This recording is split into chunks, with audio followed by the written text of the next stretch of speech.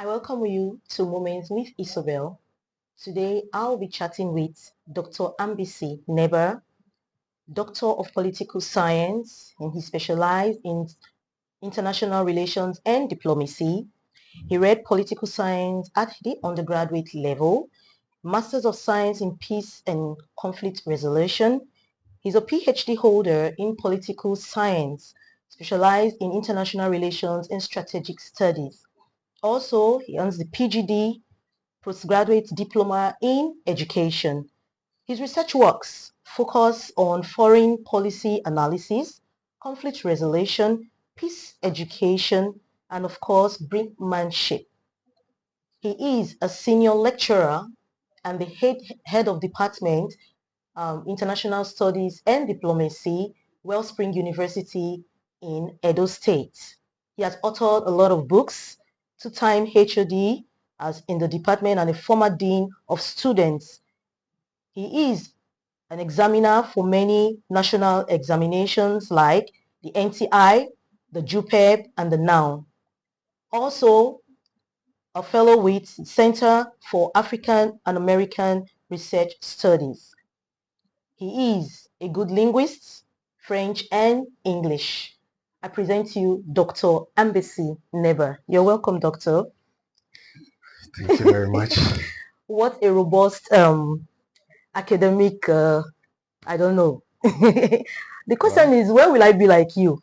That is my question.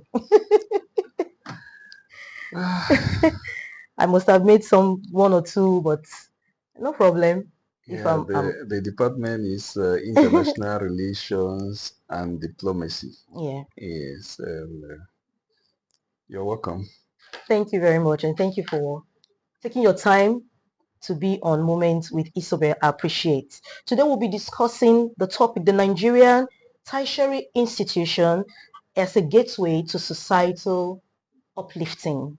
So first of all, Doctor, what are the major challenges facing the Nigeria education system today? Thank you once more. And the question about education is something that should concern every society that is what it sought, and that is, of course, thinking of development. Because once you have a population that is educated, you can rest assured that you have wealth, because education easily creates wealth. Okay. And by saying so, I actually mean education in the true sense of it, and not the way some others may want to say it. Yes. So if you are looking at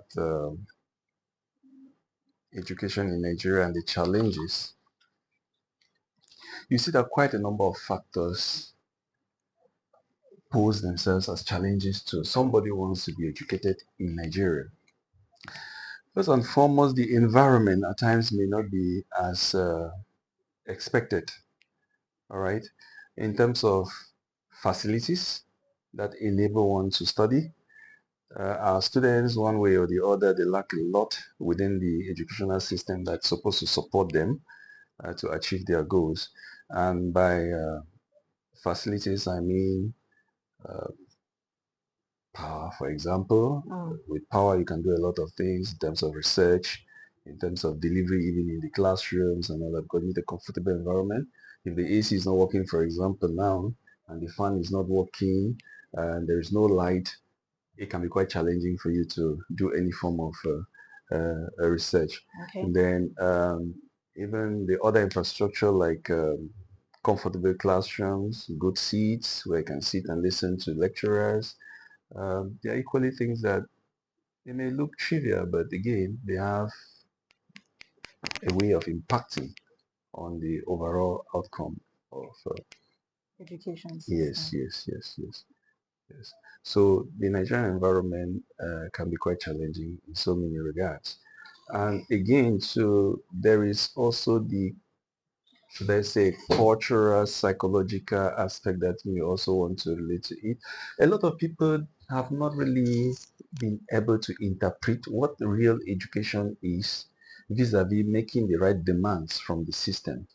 A situation whereby you find certification just for the sake of it and not necessarily for the sake of actual education, then it doesn't help the system. Rather, it goes to compound the problems within the system.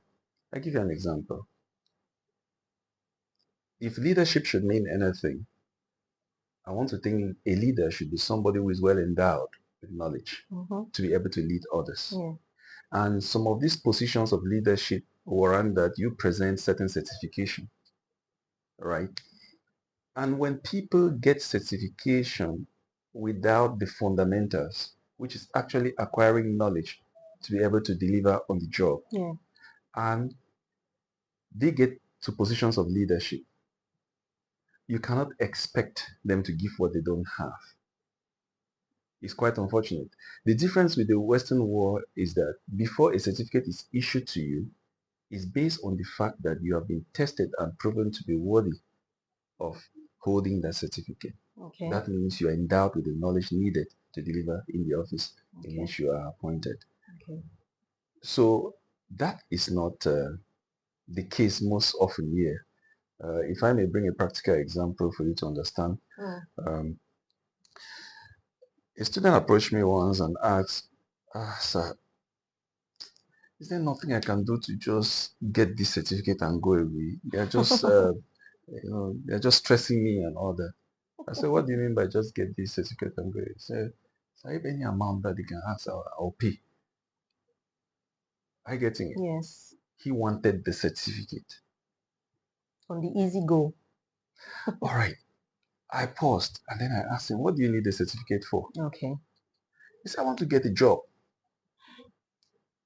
I paused again and I laughed.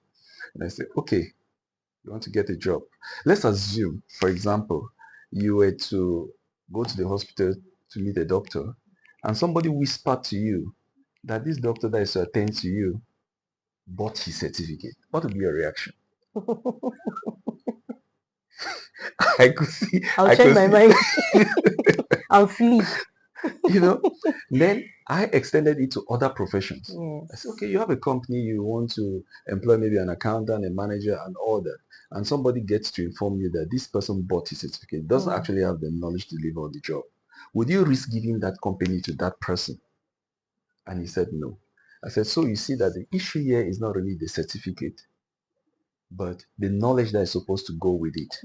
When you buy it because you think you have money now to pay somebody to give it to you, at the end of the day, when the demands of the office come presenting themselves, you'll not be able to deliver. And you'll be ridiculed. So why not be patient and go through the nitty-gritty? Acquire the knowledge. And by the time the certificate is given, it is the crowning of your effort that actually you've gone through this task and acquired the necessary knowledge to deliver.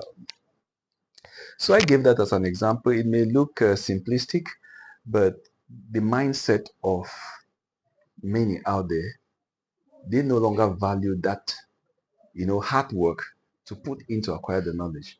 They look for shortcuts on how to get certification. And at the end of the day, the outcome of it is not really to the benefit of the society. Okay. Okay, I know we'll come back to certain, we're going to pick certain words there later. Doctor, can you compare the Nigeria education curriculum to global standards? If yes, what reforms are needed? If no, same. All right. Largely speaking, I think a lot has to be done about our curriculum. But I must also say the government is not unconscious of some of these challenges, and that is why we were to move from the BMAS to the current CCMAS, called Curriculum Minimum Academic Standard for universities. What that meant actually was, initially NUC will give you courses to do for different programs. But after some time, I think there was the wisdom applied that, look, knowledge as probably exists in other places. Even if you were to bring it back home, You need to adapt it to the realities of the environment. So with the CCMAS, the NUC allows universities to prepare what they call homegrown courses. By homegrown, we simply means you look at local challenges